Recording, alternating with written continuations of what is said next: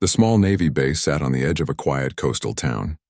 From the outside, it looked unremarkable. Just another fenced-off set of gray buildings tucked behind security gates. But inside, it was alive with activity. Teams of men in sharp uniforms hurried down corridors, barking clipped orders, the rhythm of military discipline echoing in every step. That morning, the air buzzed with anticipation. A critical mission was on the line, and the SEAL team, some of the toughest warriors in the country, was gathering for the main briefing. It was the kind of moment where reputations were built, where mistakes could cost lives. And that was the exact moment she walked in. Her name was Sarah Dalton. She wore a plain Navy working uniform, nothing remarkable at first glance. But there was one detail that drew every eye in the room. Her uniform carried no rank, no insignia, no name tape, nothing to explain who she was or why she was even allowed in the briefing room. The SEALs, already seated around the table, noticed immediately. These men were trained to read details, to find weakness in an instant. They stiffened, exchanged glances, and then smirks began to spread. "What is this, bring your wife to work day?" one of them muttered under his breath. Another leaned back, crossing his arms. "Looks like somebody wandered out of the kitchen and got lost." The laughter was low but cutting. Sarah heard it. She didn't flinch. Her face was calm, her brown eyes steady, and she moved to the back of the room without saying a word. The commanding officer, Captain Harris, barely looked at her. "Take a seat, ma'am," he said dismissively, his tone dripping with annoyance. "But don't interrupt. This is a high-level briefing." She sat down quietly, but in the pit of her stomach she felt the same old burn. It wasn't new, the stares, the whispers, the disbelief. She'd been here before. In every room, in every corner of the service, there were those who saw her as less. Too small, too soft, too much of an outsider to belong, yet none of them knew the truth. Not yet. The SEALs went back to business. Maps were projected onto the wall. Satellite images lit up the screen. The mission was bold, high risk, deep into hostile territory overseas. Intelligence reports suggested a weapons cache hidden in a mountain compound. If it slipped through their fingers, American lives would pay the price. Lieutenant Marcus, the mission planner, began explaining the routes, the timing, the extraction points. His voice carried confidence, but Sarah could see the cracks. She noticed details others ignored, the shadow patterns on the aerial photos, the missing intelligence reports that were skimmed over, the unverified local contacts. She had seen all this before. She knew where this was headed. Her chest tightened. If they walked into this plan blind, men would not be coming home. But she stayed silent, because officially, she wasn't even supposed to be in that room. When the break came, the SEALs rose and stretched, laughing with each other, tossing remarks just loud enough for her to hear. Guess command wanted to spice things up. Gotta keep us motivated. She doesn't even salute. You notice that? Sarah stood near the back wall, her hands clasped behind her. She didn't rise to their bait. She had learned long ago that words meant little. Actions were what counted. And when the time came, she knew her actions would speak louder than anything she could say now. But one SEAL, taller than the rest, scar cutting across his cheek, stepped closer. His voice was sharp, mocking, "Hey, no rank, no patch, no name. Who exactly are you supposed to be? Because in this room, respect is earned, and I don't see a reason to give you any." The others chuckled, waiting for her to wilt under the pressure. But Sarah only met his stare. Her voice was calm, quiet, but strong enough to cut through the noise. "You'll know soon enough." For a moment, the SEAL blinked, thrown off by the certainty in her tone. But then he laughed, shaking his head, and went back to his team. Still, a ripple of unease lingered in the air. That night, Sarah walked alone along the base perimeter, the ocean wind tugging at her hair. She stopped at the chain-link fence, staring out at the dark water. Her thoughts were heavy. She had promised herself she wouldn't get involved. She had been sent here quietly, under orders so classified she couldn't even explain her presence.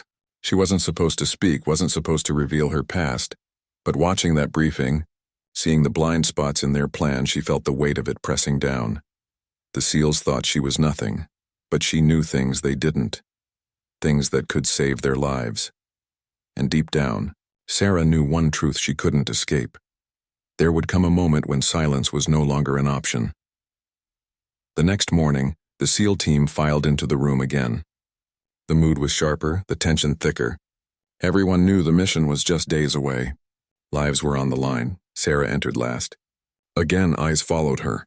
Again, whispers floated through the air, but this time, when she stepped inside, something shifted.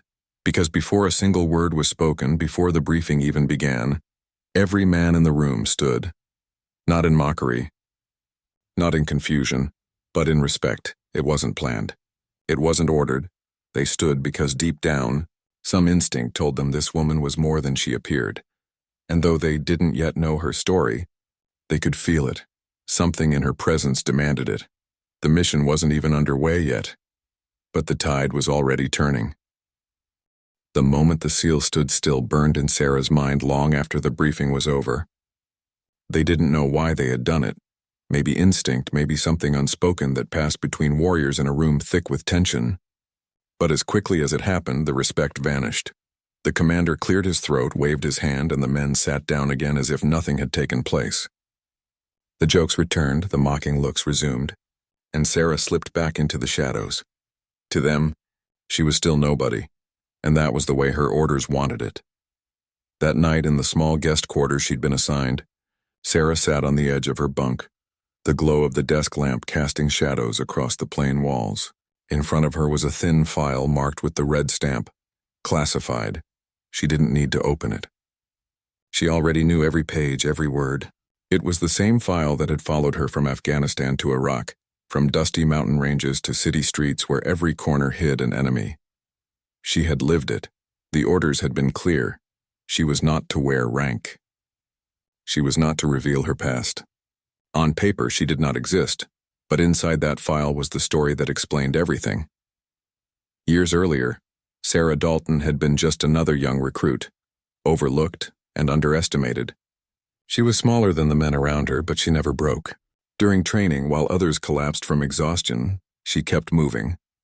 When live fire exercises rattled nerves, she stood steady, but her drive came from something deeper than ambition. She had lost her father in combat. He had been a Navy officer, killed when an ambush went wrong. The official report blamed intelligence failure. But Sarah knew the truth. Corners had been cut, warnings ignored, and her father had paid the price. She swore it would never happen again. Not if she could stop it. Her rise had been quiet but relentless. She didn't crave recognition. She craved results. Over the years, she was pulled into missions that required not only courage but sharp eyes and instincts. She could see what others missed, routes that were too exposed, sources that were compromised, details on satellite images that spelled death if ignored. Her work saved lives, though rarely with her name attached. She became a shadow soldier, the kind commanders whispered about but never named. When missions went well, the credit went elsewhere. When things went wrong, she was the insurance policy. But that kind of service came with a price. By the time she returned stateside, her record had been scrubbed, her rank erased, her identity hidden. Officially, she wasn't there. Unofficially, she had carried men out of fire, dragged comrades through gunfire, stopped ambushes before they began. She had lived in silence, working in places where medals didn't matter, because the world could never know she was there. Now, in this quiet Navy base, Sarah was once again forced to watch from the sidelines. The SEALs didn't know her history. To them, she was an interloper, someone without rank, without purpose. And they didn't like outsiders, especially not outsiders who were women. The next day, the mission planning went deeper. Satellite images were pinned on boards, intelligence reports stacked on tables. The men studied them with practiced eyes, tracing entry points, debating routes. Sarah listened from the corner, silent. But every instinct screamed at her. There was something wrong. One of the routes marked low risk cut directly through a valley she recognized. She had seen it before, years earlier during a covert assignment. It looked harmless, but she knew it was a kill zone. Narrow walls, limited cover, and a perfect vantage point for an ambush. Her pulse quickened. She wanted to speak. She wanted to tell them what she knew. But her orders rang in her mind. You are not here. You have no rank. You say nothing. The men laughed among themselves, arguing over which route would make them heroes faster. One of them slapped the map with a grin. This one's clean. Easy in, easy out. Sarah's stomach twisted. She had seen men die with that same confidence. She had seen the arrogance of believing a fight would be easy, and she had buried friends because of it. During the lunch break, Sarah stepped outside, her boots crunching against the gravel. She leaned against the wall, staring at the overcast sky. A voice interrupted her thoughts. "You don't belong here, do you?" It was the scarred seal again, the one who had mocked her before. He folded his arms, studying her with narrowed eyes. "You sit there like a ghost. No patch, no name, no history. You're not one of us. So what's your game?" Sarah met his gaze. She could have told him the truth. She could have laid out every mission she had survived, every sacrifice she had made, but she didn't. Instead, she said quietly, "I'm here because someone thinks you'll need me." The seal snorted, shaking his head. "We don't need ghosts. We need fighters. And when the time comes, we'll see who you really are." He walked away, leaving Sarah alone again, but his words echoed, "When the time comes." That evening, Sarah sat in her quarters again, staring at the file on her desk. She remembered the firefights, the betrayals, the sacrifices. She remembered holding the hand of a dying soldier who whispered that he wished his team had listened. And she remembered her father. She closed the file slowly. She knew what she had to do. If they wouldn't listen, she would make them. The following morning, the final mission rehearsal began. The SEALs gathered, their energy sharp, their confidence high. They reviewed the routes, checked their gear, prepared for what they believed would be a clean strike. Sarah stood in the back, her heart pounding. She couldn't stay silent any longer. When Lieutenant Marcus pointed at the valley route, calling it their best option, Sarah stepped forward, her voice rang clear across the room. "That's a kill zone." The room went silent. Every head turned. She walked to the map, her finger tracing the path. "The valley walls are too steep. You'll be boxed in. Limited cover. If they have the high ground, and they will, you won't make it through." The SEALs shifted, muttering. Marcus frowned. "And what makes you the expert?" Sarah's eyes burned with restrained fury. "Because I've been there." The room froze.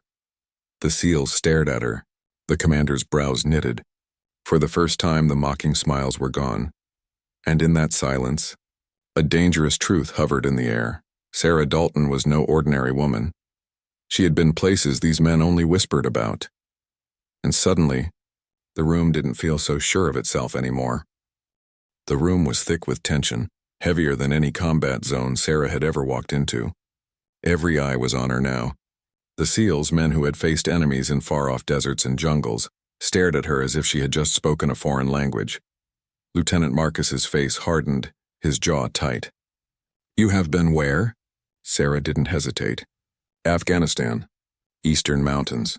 I was embedded with a recon team. I've walked that valley you're planning to take.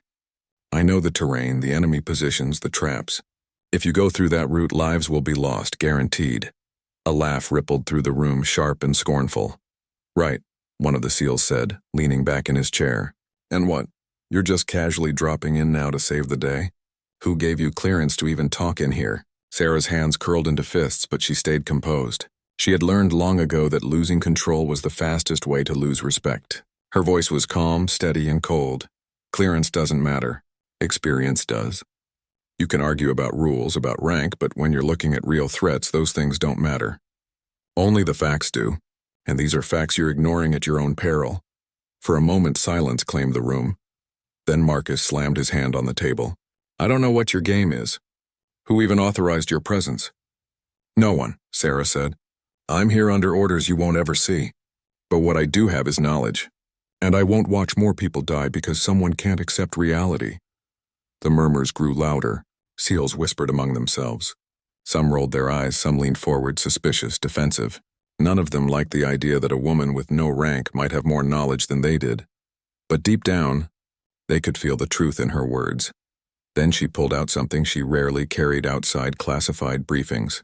A small set of notes, annotated with details only someone who had been on the ground would know. She pointed to hidden observation points in the valley, areas overlooked in satellite imagery, marks on the map where she had discovered enemy snipers years before. One by one, the men leaned in. They examined the map, the satellite images, the terrain markings. Their expressions changed from amusement to unease and finally to disbelief. You were right," muttered one SEAL, his voice low. Marcus's face was pale. How could you know all this? Sarah's gaze didn't waver. Because I've been there. I've seen what you're about to walk into, and unless you adjust your plan, men are going to die. A silence stretched across the room. Every laugh, every mocking glance, every whisper from earlier now felt foolish. The SEALs were no longer laughing. For the first time, Sarah saw the shift in the room. The mocking eyes were replaced with measured attention. The men were finally listening, but respect is never given easily, and certainly not in a room full of hardened warriors. Marcus leaned back, rubbing his face. All right, let's say you're right. What's the alternative? Sarah's voice was calm but carried the authority of someone who had lived through every nightmare they could imagine. Route 2, longer but safer. Provides cover. Avoids the ambush points. Extraction will take more time, but that's better than burying half the team. The men exchanged looks. One, the tallest SEAL who had mocked her the first day, muttered, "That actually makes sense. I hate to admit it, but it does." The tension in the room was palpable. Sarah could feel it, a mix of skepticism, anger, and the faintest hint of grudging admiration. Then came the turning point. Captain Harris, who had been silent until now, spoke. His voice quiet but cutting through the chatter. "We'll run Route 2. Dalton, you'll lead the reconnaissance on that path. Full discretion." The room froze. Led? For a woman with no rank, for someone they barely knew, this was unprecedented. Sarah didn't flinch. She simply nodded. "Understood, sir." The planning session resumed, but the energy had changed. The SEALs, now wary, studied her with a mixture of respect and caution. Every suggestion she made, every correction she offered, was weighed carefully. And slowly the room that had mocked her began to see her for what she was, a soldier who had earned respect in ways they couldn't even imagine. Later that day, during a gear check on the base, one of the SEALs approached her. It was the tall one with the scar. "You know, we didn't believe you. Not at first, and, well, I'd like to apologize for the comments. For the jokes. You were right. About everything." Sarah nodded, accepting the apology, but she didn't dwell on it. There were bigger concerns ahead. Lives depended on the next few days. The next morning, she led the reconnaissance team herself. As they moved toward the valley, she walked at the front, scanning every ridge, every shadow, every curve in the terrain. She could feel eyes on her. Men who had once doubted her now following her lead. It was a subtle shift, but it mattered. Soldiers noticed those things, hours into the march. The first signs of danger appeared. A sniper nest hidden behind rocks. A camouflaged tripwire that could have taken out an entire squad. The team froze. Sarah's voice cut through the silence, steady as a command. "Left flank. 2 meters back. I've got the high side covered, move." The men obeyed, watching in awe as she led them through danger with precision. Every step calculated, every decision sound. When they reached the end of the valley without a single casualty, the SEALs looked at her differently. No more mockery. No more whispers. For the first time, they saw her as what she had always been. A warrior. That night, as they set up camp, Marcus approached her again. His face was somber, tinged with something that bordered on respect. "I underestimated you," he said quietly. "Big mistake. I hope you know that." Sarah looked at him calmly. "Underestimation is a mistake you only make once. Learn from it." He nodded, not sure how to respond. And in that quiet moment, Sarah felt a small satisfaction, not for herself, but for the men whose lives she had just saved. The storm of disbelief had passed. The real test, however, was yet to come, because even now, not everyone in command knew who she really was, and the greatest secret she carried, the one that would finally turn the room upside down, was still hidden. The night before the mission, the base was quiet, almost eerily so. Outside, the wind rattled the edges of the buildings, carrying the salty tang of the ocean. Inside, Sarah Dalton sat alone in her quarters, checking her gear with methodical precision. Every strap, every buckle, every weapon had to be perfect. She had done this hundreds of times before, but tonight was different. Tomorrow, she would no longer be invisible, not in the way that counted. The mission briefing started early. The SEAL team assembled, each man carrying a mixture of anticipation and residual doubt in their expressions. But the mood had changed from the initial days. The laughter and mockery had vanished. In their place was a tense, focused respect. Sarah entered as usual, her uniform still rankless, her movements calm and deliberate. For a moment the room held its breath. Then something remarkable happened. Every man rose to his feet, not in ceremony, not in routine, but in recognition. This time it wasn't instinct. It wasn't fear or superstition. They stood because they finally understood what it meant to be in her presence. Captain Harris, usually stoic and commanding, watched with a quiet approval.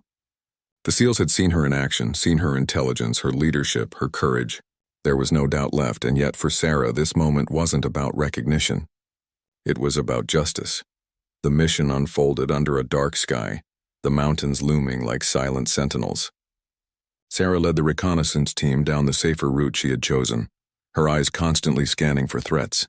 The enemy was clever, setting traps and ambush points along the path. But Sarah anticipated every move. Minutes stretched into hours. Every decision was critical. A wrong step could mean death. But under her guidance, the team moved flawlessly, avoiding every trap. At one point, a grenade trap went unnoticed by the others.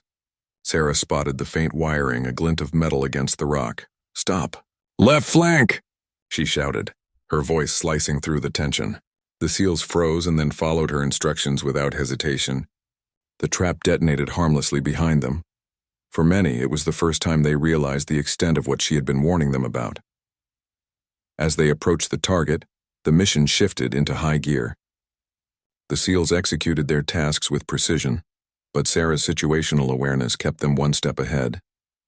When a sniper opened fire from a concealed position, she directed the team's response with a calm authority that made even the most experienced operators defer to her judgment. Every step, every command, every decision reaffirmed what the SEALs had begun to understand days earlier. She wasn't just one of them. She was exceptional. After the target was secured and the mission concluded with 0 casualties, a rare achievement in operations of this magnitude, the team gathered at extraction. The air was thick with exhaustion, relief, and unspoken admiration. For a moment, no one moved. Then Marcus stepped forward. He had a rare softness in his eyes, a humility that came only from respect earned the hard way. "You saved us," he said simply. "All of us. I don't know how to thank you properly." Sarah shook her head. "No thanks. Just make sure the plan is followed next time. That's all the thanks I need." But deep down, she allowed herself a small smile. The respect she had earned wasn't just for the mission. It was for every decision, every sacrifice, every silent moment she had carried alone over the years. Back at the base, the truth she had hidden for so long was finally revealed. Captain Harris pulled her aside in private. "The people you saved today, they don't know who you are," he said, voice low. "They only know the work. But you've been a ghost in this service for years. What you did in Afghanistan and Iraq, we knew. Command knew. The SEALs you just led, they have no idea how many lives you've saved in the past. Until now, you were invisible. But that ends today." Sarah looked at him, her expression calm. "It was never about recognition. It's never been about me." "I know," Harris said. "But some things, some people deserve to be seen. And today they saw you. All of them. That's a victory in itself." The next morning, the SEAL team gathered for a final debrief. Sarah walked in, uniform still rankless, step steady, face composed. Every head turned. Every pair of eyes followed her. Then, as she reached the front of the room, every single SEAL stood, not out of fear. Not out of habit, but out of deep, earned respect. Marcus, now standing among them, finally spoke for the group. "We know who you are now, and we will never forget it." For the first time in years, Sarah Dalton allowed herself to feel the weight of recognition, not for accolades, not for praise, but for the acknowledgement of her strength, courage, and sacrifice. In that room, the SEAL team that had once doubted her, mocked her, and dismissed her presence now stood united in admiration. And for Sarah, that was the ultimate victory. She had walked into the briefing with no rank, a shadow in the eyes of men who defined strength in narrow terms, and yet through courage, intelligence, and unwavering determination she had forced them to stand, not just for her, but for the ideal she represented: honor, sacrifice, and the quiet power of a soldier who walks alone until the world finally notices. The twist wasn't just recognition, it was justice. She didn't need medals.